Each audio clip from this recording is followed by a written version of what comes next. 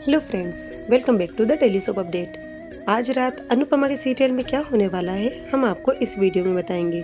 So guys, video को पूरा देखिएगा और अगर आप लोग मेरे चैनल पर न्यू विजिट कर रहे हैं तो प्लीज़ चैनल को सब्सक्राइब भी कीजिएगा।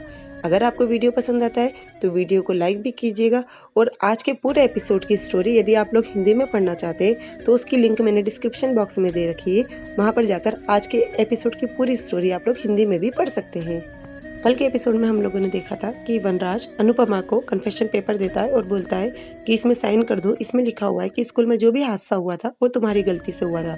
और अनुपमा मना करती है तो पाखी सुन लेती है और पाखी जबरदस्ती उसका अंगूठा उस पेपर पे लगवा देती है और अनुपमा उसको वनराज को पेपर नहीं देने देती और खुद छीन लेती है। वहीं पर एपिसोड खत्म हो जाता है। आज के एपिसोड की शुरुआत भी वहीं से होगी।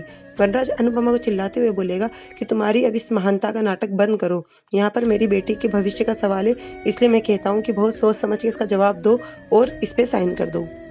और वनराज अनुपमा से कहता है कि इतना अच्छा मौका कहाँ मिलेगा, तुम्हें 1 महीने की लीव दी जा रही है, तुम्हारा पेमेंट डबल हो रहा है, ये सब तो बहुत फायदे का है, तुम इससे अपने परिवार के भी बारे में भी सोच सकती हो, तो इसमें साइन कर दो और मुद्दे को ख़त्म करो। तो अनुपमा कहती है कि आपका कहना है कि पैसे के लिए मैं अपना ज़मीर बेच दूँ। और कहती है एक माँ अपना ज़मीर बेच सकती है लेकिन ममता अपना ज़मीर कभी नहीं बेच सकती है। मैं बार बार जब भी इसके बारे में सोचती हूँ तो मेरे आंखों के सामने वो आग में फंसे हुए बच्चे दिखाई देते हैं जो कि मुझे ऐसा करने पर मजबूर कर रहे हैं। और कहती है कि बार बार उन बच्चों में मुझे स्वीटी का चेहरा नजर आता है। यदि मैं गैस सिलेंडर को बाहर नहीं करती तो गैस सिलेंडर में ब्लास्ट हो सकता था और सिर्फ वो बच्चे नहीं, पूरा स्कूल उसमें बर्बाद हो सकता था। तो आज यदि मैंने वो कदम उठाया था तो उससे ये हादसा टल गया है, लेकिन पूरा का पूरी गलती स्कूल प्रबंधन की है जिसे सजा देनी बहुत ज़रूरी है। और कहती है कि इस देश में बिना सजा के कोई नहीं सुधरता है। आपने भी 2 बार फाइन भरा, तब जाकर आपने भी कार चलाते समय सीट बेल्ट पहनना शुरू किया और अब तो कार खड़ी भी रहती तो भी आप सीट बेल्ट पहनते हैं। यहाँ पर लोगों को हेलमेट पहनाने से लेकर सफाई करने से लेकर यहाँ तक कि पान खाकर थूकने के लिए भी सजा यदि नहीं होती तो लोग न जाने क्या करते। इसलिए सजा मिलती है तभी लोग सुधरते हैं। बा बोलती है पान खाकर थूकना और स्कूल में आग लगना दोनों अलग अलग मैटर है। तो अनुपमा बोलती मैटर अलग है लेकिन बात यहाँ पर सजा की हो रही है और लापरवाही की हो रही है। दोनों चीज़ों में लापरवाही और आदत दोनों शामिल हैं। तो वनराज को गुस्सा आता है। वनराज कहता है कि मैं यहाँ पर तुम्हारा इतना बड़ा भाषण सुनने के लिए नहीं बैठा हूँ, ये पेपर मुझे दो जल्दी से। और अनुपमा पेपर को फाड़ देती है। वनराज को गुस्सा आता है, वो जोर से अनुपमा को चिल्लाता है। इतने में बापूजी कहते हैं बेटा तू जो कर रही है वो बिल्कुल सही कर रही है और इस सही करने में मैं तेरे साथ हूँ। तो समर बोलता है मम्मी मैं भी आपके साथ हूँ। किंजर बोलती मैं भी आपके साथ हूँ। और मामा जी बोलते बेटा मैं भी तेरे साथ हूँ इस काम में। तो वनराज बोलता है यहाँ पर मैं किससे बात कर रहा हूँ, यहाँ पर सभी लोगों के आंखों में तो अनुपमा के नाम की पट्टी बंधी हुई है। और अनुपमा से बोलता है यदि 24 घंटे में तुमने ये गुनाह अपने सिर पर नहीं लिया तो ध्यान रखना मुझे भी इसके खिलाफ कोई स्ट्रिक्ट एक्शन लेना पड़ेगा। और वो वहाँ से चला जाता है। उधर अनुपमा को बताते हैं, वो समर से कहती है बेटा तेरे पापा कुछ भी कर सकते हैं। तो समर बोलता है मम्मी आप घबरा क्यों रही हैं। तो वो बोलती है मुझे घबराहट सिर्फ स्वीटी के कारण हो रही है, मैं यहाँ पर उसके पक्ष के लिए खड़ी हूँ लेकिन मुझे कभी कभी ऐसा लगता है कहीं मैं उसके साथ गलत ना कर बैठूँ। तो समर बोलता है मम्मी आप ही कहती हैं ना सांच को आँच नहीं, तो आप मत घबराओ, हमारे पास 24 घंटे। आप ये बताइए कि जब वहाँ पर आप प्रबंधक से बात कर रहे थे तब वहाँ पर कोई बच्चे मौजूद थे। तो अनुपमा कहती है कि वहाँ पर बच्चे अंदर तो नहीं थे लेकिन हाँ दरवाजे पे खड़े थे। तो समर बोलता है इसका मतलब आप दोनों की बातें उन बच्चों ने सुनी होगी। तो अनुपमा कहती है हाँ उन्होंने सुनी होगी। तो समर बोलता है कि मम्मी आपके मोबाइल में सारे पेरेंट्स का नंबर होंगे उस स्कूल ग्रुप में, उनको कॉल करते हैं, उनसे हम लोग बोलते हैं यदि 2-4 बच्चों ने भी आपके आपके पक्ष में गवाही दे दी तो आप मान के चलिएगा कि आपको फिर कोई भी इस गुनाह को अपने सिर पर लेने के लिए नहीं कहेगा। उधर पाखी तोशु और बा से कहती है कि स्कूल में जो आग लगी थी उसका सबसे बड़ा कारण सिर्फ वहाँ पर उपस्थित शिक्षिका थी जिसका नाम है अनुपमा शाह। और कुछ दिनों से उनकी मानसिक स्थिति भी ठीक नहीं चल रही थी उसी के कारण ये हादसा हुआ है। तोशु बोलता है ओह गॉड मम्मी के कारण अब मैं वहाँ पर जब इंस्टीट्यूट में जाऊँगा तो लोग मेरे लिए क्या सोचेंगे।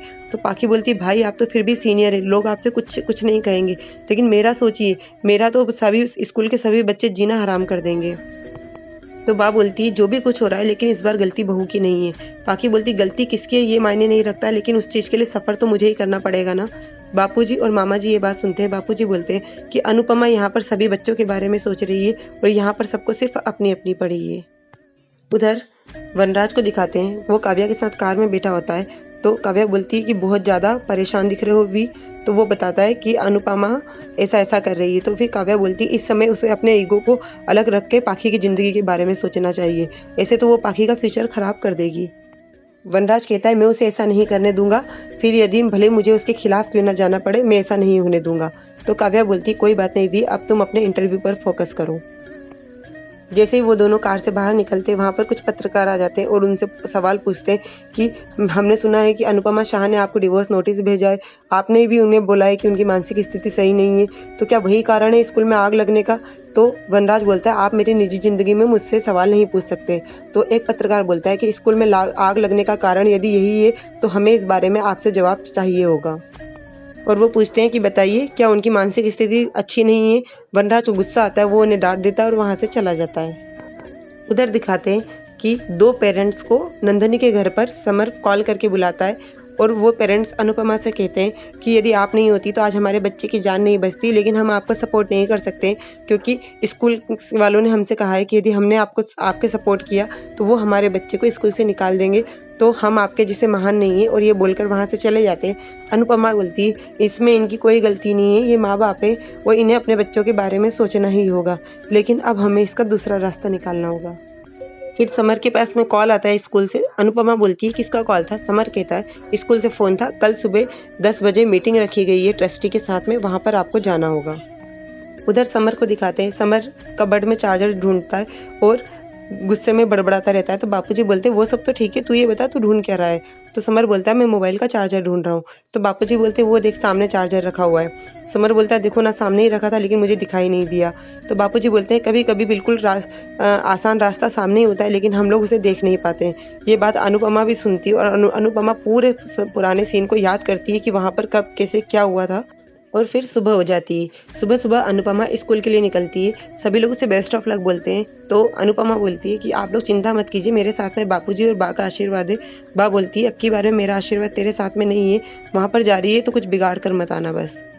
सभी लोग अनुपमा को ऑल द बेस्ट बोलते हैं। जैसे अनुपमा निकलती है इतने में वनराज कार लेकर आ जाता है और वनराज कहता है कि तुम्हारे साथ वहाँ पर मैं भी जाऊँगा, जल्दी से आओ, गाड़ी में आकर बैठो। समर बोलता है कि मम्मी आपको मैं छोड़ दूंगा। अनुपमा बोलती है तू घर पर ही रहे, मैं इनके साथ चली जाऊँगी। और अनुपमा उसके साथ में स्कूल जाती है। उधर पाखी को दिखाते हैं, पाखी के साथ उसकी फ्रेंड्स रहती है। वो न्यूज़पेपर में अनुपमा का फोटो देखकर बोलती है कि यार तेरी मम्मी तो बहुत फेमस हो गई है। उस दिन जब उन्होंने बच्चों की जान बचाई थी तो हमें लग रहा था कि वो तो सुपर हीरो है, लेकिन बाद में पता चला कि उसमें आग लगने का रीज़न भी वही थी। और कहती है कि हमें तो पता ही नहीं था कि वो मानसिक रूप से बीमार है। अरे यार आज तक तो यही सुना था कि बच्चे रस्टिकेट अपने गलतियों के कारण होते हैं, लेकिन लगता है कि पहली बार यहाँ पर तू रस्टिकेट होगी तेरी मम्मी की गलती के कारण। और वो लोग हंस के वहाँ से चले जाते हैं। पाखी को बुरा लगता है इतनी देर में जो बच्चे आग में फंसे होते हैं वो बच्चे एक कार्ड बना कर लाते हैं अनुपमा के लिए थैंक यू वाला, और बोलते हैं कि ये हमारी तरफ से अनुपमा मैम को दे देना, यदि वो नहीं होती उस दिन तो हमारी जान नहीं बच पाती। और उनसे कहते हैं कि आप बहुत लकी हैं कि आपको अनुपमा मैम जैसी मॉम मिली है। उधर वनराज और अनुपमा भी स्कूल पहुंचते हैं और वहाँ पर पाखी उन्हें देखती है। वो दोनों भी पाखी को देखते हैं और वनराज अनुपमा से कहता है कि जो भी डिसीजन लेना सोच समझ के लेना, तुम्हारी बेटी के भविष्य का सवाल है। और वो लोग अंदर जाते हैं। वहाँ पर उन्हें प्रिंसिपल मैम मिलती है। प्रिंसिपल मैम भी अनुपमा से यही कहती है कि मिसेस शाह जो भी डिसीजन लेना आप सोच समझ के लेना, आपकी जॉब और आपकी बेटी का स्कूल दोनों को नुकसान नहीं होना चाहिए। अंदर ट्रस्टीज लोग बैठे, आप भी अंदर जाइए। कल के एपिसोड में बताएंगे कि अनुपमा जैसे अंदर जाएगी ट्रस्टीज सभी लोग सामने होंगे, अनुपमा को सामने बिठाया जाएगा जिसमें से एक व्यक्ति बोलेगा कि क्या आपकी मानसिक स्थिति अच्छी नहीं है, घर में आप बहुत ज़्यादा परेशान हैं जिसके कारण यहाँ पर ये हादसा हुआ है। अनुपमा कहती है सारी गलती एडमिन की है ना कि उसकी। तो वो लोग बोलते हैं क्या आप इसे साबित कर सकती हैं? तो अनुपमा कहती है हाँ मेरे पास सबूत है और मैं इसे साबित कर सकती हूँ। सो गाइज ये सब हमें कल के एपिसोड में दिखाएंगे। सो और आगे की अपडेट के लिए डेली सब अपडेट से जुड़े रहिएगा। हम लोग कल फिर मिलेंगे नए एपिसोड में। तब तक के लिए take care and bye bye.